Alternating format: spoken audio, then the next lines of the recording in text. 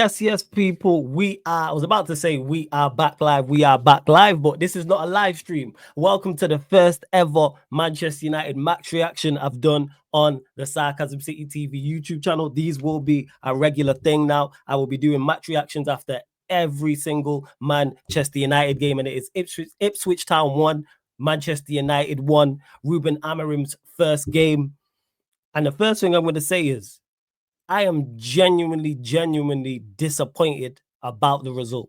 Genuinely. And I can only credit that to Ruben Amorim. I don't rate the vast majority of these players. Anyone who's watched me on this platform or any other platform knows I genuinely don't rate these players. So the fact that I'm disappointed that we didn't get the win, and I thought we was going to win as well. I genuinely thought we was going to win. I'm going to get to that. First and foremost, glad he played the back three. I've seen Manchester United fans out there already complaining about, oh, it's a back four. He's going to play a back four when it clearly looked like a back three. And then seen some of them same people and different people talking about the personnel. There was no 11 he was going to pick that we like. Because there ain't 11 of these players we like. This is why we sat where we are in the table. This is why the last manager got sacked for those very reasons, people. So I don't know what, but again, people like to complain. People love to complain. So I did a minor lineup because, like I said, there was no lineup he was going to pick that. I'm like, yeah, because of the ratings of these players. Let's just be totally honest.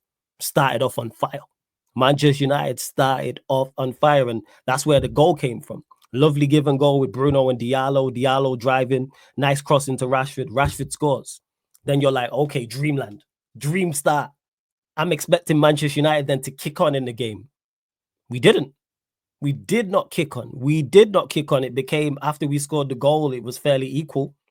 And then Ipswich Town became the more dominant team. And they weren't super dominant, but they became more threatening. They became more likely. And Manchester, we were just slow. Like, the press was decent in parts, and I'll get to that further along in this video, but more so on the ball.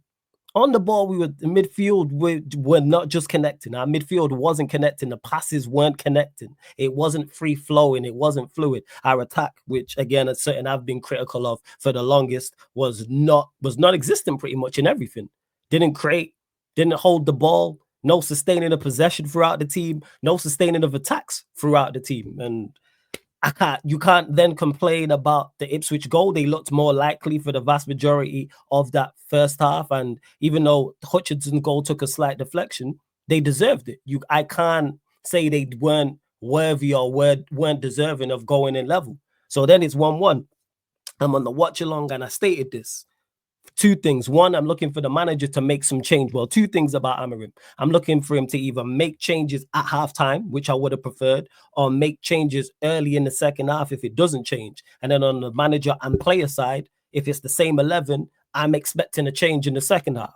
And you know what? To Amorim's credit, to the players' credit, we got that in the second half, because the second half started off very much like the first half. But the difference was we then sustained possession. We sustained attacks a little bit more. And that was key, because people were talking about, I was saying this is way too equal. It was 51% to Ipswich, 49% to Ipswich in the first half. Like, that shouldn't be the case. We need to be the dominant team on the ball. And one thing I do like about what Amorim did as well, he made changes. I think he made 2 changes inside the 55th minute. I believe it was Agate and who was the other one? It was Agate, and I can't remember who the other player was who came on. But he made, Agate, and I believe it was Højlund.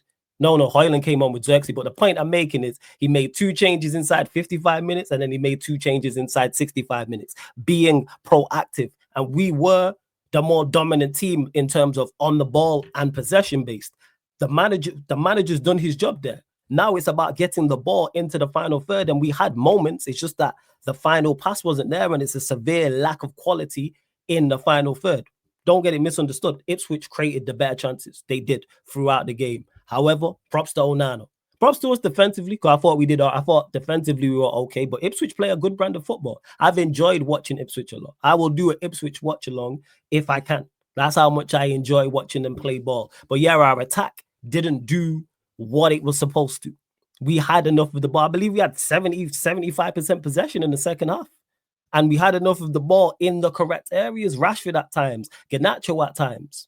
Just not good enough. Just a severe lack of quality. And even though, like I stated just before earlier in this video, I genuinely thought we was going to win the game. I thought late on we're going to nick this and it would have been deserved. Kind of how like Ipswich wrestled control from us in the first half. We did that to them in the second half. And one thing I really liked about Manchester United in general was our press. Sometimes it didn't work out. Even the Liam Delap, the back heel inside the area that Onana saved from point blank range, that came from us pressing up high. They kicked it kind of long.